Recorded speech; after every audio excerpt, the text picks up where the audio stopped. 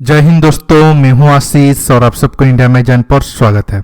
दोस्तों, आप सबसे माफी मांगना चाहता हूं। आज मैं चीन के S-400 को भारत कैसे काउंटर कर सकता है वो वीडियो अपलोड नहीं कर पा रहा हूं। वीडियो लगभग 80% खत्म है, लेकिन गलवान और लद्दाख में भारत चीन विवाद को लेकर दो बड़ा न्यूज निकल के आ रहा है।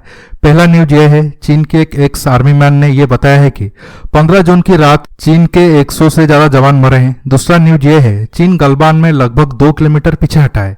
ये बात को मीडिया पे ज्यादा बढ़ा चढ़ाकर दिखाया जा रहा है।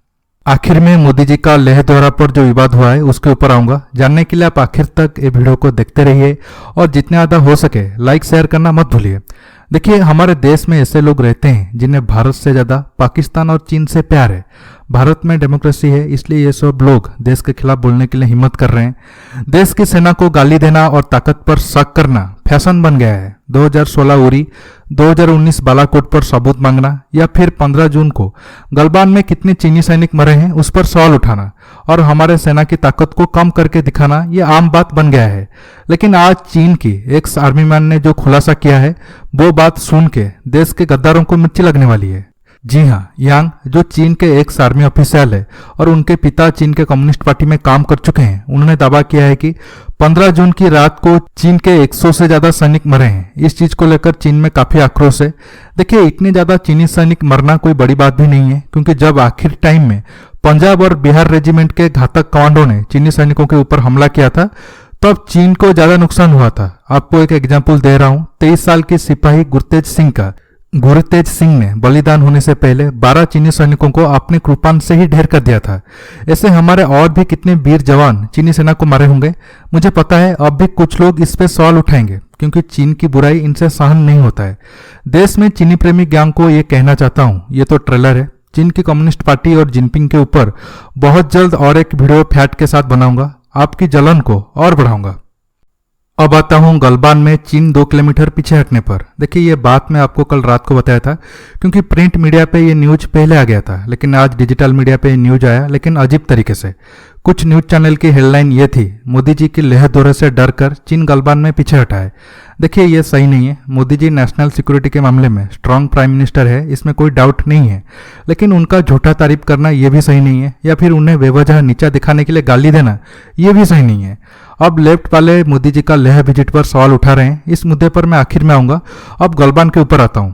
देखिए, गलवान में चीन 2 किलोमीटर पीछे इसलिए हटा क्योंकि बारिश के कारण गलवान नदी उफान पर है और पानी का टेम्परेचर भी कम है। पहले से ही चीन जो इस एरिया में कुछ दिन पहले रोड वगैरह बनाया था वो भी नदी में पानी बढ़ने के कारण बर्बाद हो गया है। अब नदी के किनारे अस्थायी कैंप लगा के रहना चीनी सैनिकों को डर लग रहा है, क्योंकि अगर किसी दिन और ज्यादा बारिश हुआ तो ये सब पानी में बह जाएंगे या फिर इन सैनिकों के लिए खाना पीना पहुंचाना मुश्किल हो जाएगा। इसलिए चीन अपने सैनिकों की जान बचाने के लिए 2 किलोमीटर पीछे हटकर ऊंचाई पर गया है, लेकिन वो अपने कमजोरी को छिपाने के लिए ये कह रहा है वो शांति चाहता है, इसलिए गलवान में पीछे हटा है। लेकिन मीडिया ये बात को नहीं बताएगा, क्योंकि मोदी जी का नाम लेने से मीडिया को टीआरपी मिलेगा। देखिए, हम ये नहीं भूलना चाहिए, 15 जून रात के पहले भी चीन इस एरिया में 2 किलोमीटर पीछे हटा था, लेकिन बाद में क्या हुआ आप जानते हो। कल नदी में पानी कम हुआ तो चीन आगे नहीं आएगा, इसका कोई गारंटी नहीं दे सकता है। अब भी चीन पैंगोंग झील के फिंगर 4 के पास मौजूद है। जब तक चीन अपना सभी एक्स्ट्रा सैनिक लद्दाख से वापस नहीं लेता है ये विवाद कम नहीं होगा। आप टेंशन मत लीजिए, लद्दाख में भारतीय सेना चीनी ड्रैगन की शिकार के लिए बिल्कुल तैयार है। कुछ लोग कहते हैं भाई हमारा आर्मी चीन पर हमला क्यों नहीं करता है। देखिए, चीन अब खुद अपने जाल में ही फंसा है। आगे आएगा तो इंडियन आर्मी से मार खाएगा, अचानक पीछे जाएगा तो बेइज्जती होगी। जितना टाइम जाएगा फायदा हमें है, क्योंकि हमें दूसरे देशों से एडवांस हथियार मिलता रहेगा और हमारा ताकत भी बढ़ेगा। इसलिए आप आर्मी पर विश्वास करिए और निश्चित रहिए। दोस्तों, आप सब जानते हैं मोदी जी 2 दिन पहले लेह गए थे और चीन को बिना नाम लिए कड़ा संदेश दिए, लेकिन इस चीज को लेकर भी देश में राजनीति हुई। मोदी जी गलवान और पैंगोंग झील क्यों नहीं गए और लेह का हॉस्पिटल को लेकर भी विवाद हुआ। देखिए, ये सब बेकार का विरोध था। अपोजिशन का काम है सवाल उठाना, इसका मतलब ये नहीं है आप कुछ भी बकवास करोगे। ये सबको पता है, एक दिन में कोई भी इंसान 14-15 हजार फीट की ऊंचाई में जाकर वापस आता है तो तबीयत खराब होगा। आपको कुछ दिन रुककर ऊपर जाना होगा और सेम सिस्टम फॉलो करके आपको नीचे भी आना होता है। अगर मोदी जी गलवान और पैंगोंग जाते तो 2-3 दिन लग जाता, इसलिए वो एक दिन में लेह का दौरा खत्म करके दिल्ली वापस आए। इसके साथ कुछ लोग मनमोहन सिंह का सियाचिन फोटो शेयर करके ये कहा उनका हार्ट ऑपरेशन के बाद भी वो इतनी ऊंचाई ऊंचाई पर गए, मोदी जी अब ड्रामा कर रहे हैं। देखिए ये गलत है। उनका हार्ट ऑपरेशन 2009 में हुआ था और वो सियाचिन 2005 में गए थे।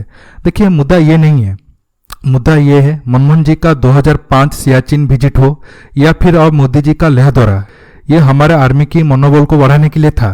तो अब दोनों पार्टी के लोग किस नेता का दौरा अच्छा था, इस बात पर लड़ने की क्या जरूरत है? लड़ने के लिए क्या पहले मुद्दा कम था, अब आर्मी को लेकर लड़ रहे हो? अब टाइम है 130 करोड़ हिंदुस्तानी चीन पाकिस्तान के खिलाफ एक हो। लेकिन मेरा मोदी जी से एक शिकायत है, उस दिन लेह में मोदी जी जवानों के सामने श्री कृष्णा जी का बांसुरी और सुदर्शन चक्र का उल्लेख किया था, जो अच्छा है।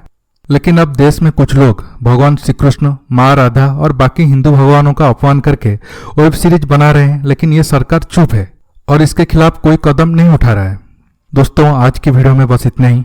ये टॉपिक आपको कैसा लगा नीचे कमेंट करके बताइए। ये वीडियो को लाइक शेयर करने के साथ साथ मेरे चैनल को सब्सक्राइब करना मत भूलिएगा और सब्सक्राइब बटन के पास जो बेल आइकन है उसे भी प्रेस करिए ताकि आगे आप मेरे आने वाले वीडियो को मिस न कर सकें।